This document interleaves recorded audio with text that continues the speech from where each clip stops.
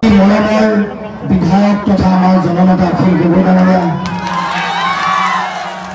উপস্থিত আমাৰ অতি শ্ৰদ্ধাৰ মোৰ পিতৃতুল্য জ্যেষ্ঠ ব্যক্তিসকল, আমাৰ সন্মানৰ আই মাতৃ মছজিদৰ ইমাম চাহাব, উপস্থিত যুৱ বন্ধুসকল, ইয়াত উপস্থিত থকা বিভিন্ন দল সংগঠন, আমাৰ বিৰোধী ঐক্য মঞ্চৰ প্ৰতিটো ৰাজনৈতিক দল, কংগ্ৰেছ, ৰাইজৰ দল, জাতীয় পৰিষদৰ সন্মানীয় নেতাসকল উপস্থিত, এই সমষ্টিৰ ৰাইজ, মই সকলোকে শ্ৰদ্ধা জনাইছো। সকলোৱে মই প্ৰতি সেৱা নিবেদন কৰিছো, আশীৰ্বাদ বিচাৰিছো, দোৱা কামনা কৰিছো অসমৰ কাৰণে, অসমীয়া মানুহৰ কাৰণে, যাতে সদায় যুঁজিব পাৰো, অসমৰ মাটিত যাতে সাম্প্ৰদায়িকতাৰ বিষবস্ত্ৰ হিমন্ত বিশ্ব শৰ্মাৰ দৰে মানুহে যাতে দিব নোৱাৰে, সেই সংকীৰ্ণ ৰাজনীতিৰ বিৰুদ্ধে যাতে সদায় মই যুঁজি থাকিব পাৰো, তাৰ কাৰণে সকলোৰে পৰা আশীৰ্বাদ বিচাৰিছো।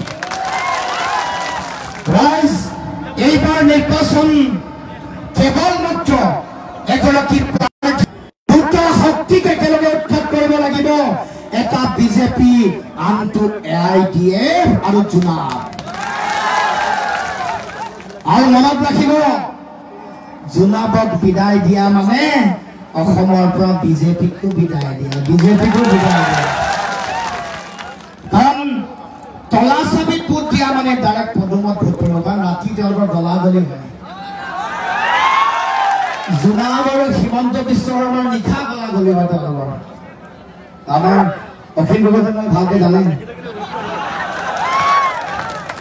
গতিকে ৰাইজ, এই যে আপোনালোকক অত দিনে ঠগি আছে, মুছলমান মানুহৰ নামত ৰাজনীতি কৰা বুলি পানী জ্বলা ফুকা কৰি আপোনালোকক দিয়ে আৰু খেজুৰ দিয়ে, দুটাই দিয়ে, বাকী একো দিয়া নাই।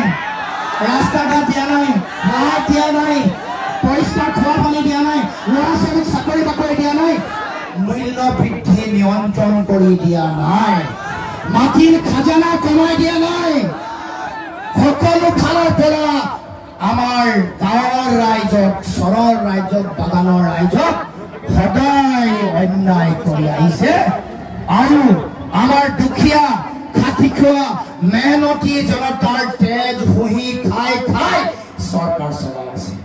গতিকে ৰাইজ, বিজেপিক আৰু হিমন্ত বিশ্ব শৰ্মাক অসমৰ পৰা পুলিয়ে টুখাই উৎখাত কৰিব লাগে নে নালাগে? আৰু যদি লাগে তেতিয়াহ'লে 7 তাৰিখে সকলোৱে শপত লওক, সকলোৱে অংগীকাৰ কৰক যে মোৰ অসমৰ মাটিৰ পৰা, ধুবুৰীৰ পৰা সাম্প্ৰদায়িক শক্তিক পুলিয়ে টুখাই উৎখাত কৰি ব্ৰহ্মপুত্ৰ দলিয়াই পেলাম। গতিকে এইবাৰৰ এই নিৰ্বাচন ভোট হ'ব। কাৰ বিৰুদ্ধে আপোনালোকে যুঁজিছিল, আমি যুঁজিছিলো, আৰু আপোনালোকে জানে যে যিদিনাখন কাৰ বিৰুদ্ধে ভোটদান হৈছিল, সেই দিনটোত আমাৰ আজমল চাহাবে বিজেপিৰ লগত গোপনে মিতিৰালি কৰি লোকসভাৰ পৰা পলাই দিলে। ভোটদান নকৰিলে বুজাব খুজিছে যে মই ইফালেও নাই সিফালেও নাই।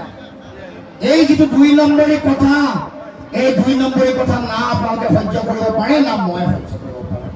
কোনেও সহ্য কৰিব নোৱাৰে আৰু সহ্য কৰাটো উচিত নহয়। গতিকে ৰাইজ, আপোনালোকক আহ্বান জনাইছো, এইবাৰ নিৰ্বাচনত ভোট দিবলৈ যাওঁতে বিজেপিয়ে অসমত কৰা অন্যায়, কালা জাপি দিয়া, 5 গৰাকী মানুহক গুলীয়াই হত্যা কৰা, শ্বহীদ বৰণ কৰা, আমাৰ ৰাইজক যিবোৰ দিম বুলি প্ৰতিশ্ৰুতি দিছিল, বান গৰাখহনীয়া নিয়ন্ত্ৰণ কৰিম বুলি নিয়ন্ত্ৰণ কৰিব নোৱাৰিলে, মূল্য বৃদ্ধি নিয়ন্ত্ৰণ কৰিম বুলি কৰিব নোৱাৰিলে, সেইবোৰৰ বিৰুদ্ধে ভোটদান কৰিব লাগিব। এইবাৰ ভোটদান কৰিব লাগিব দেশৰ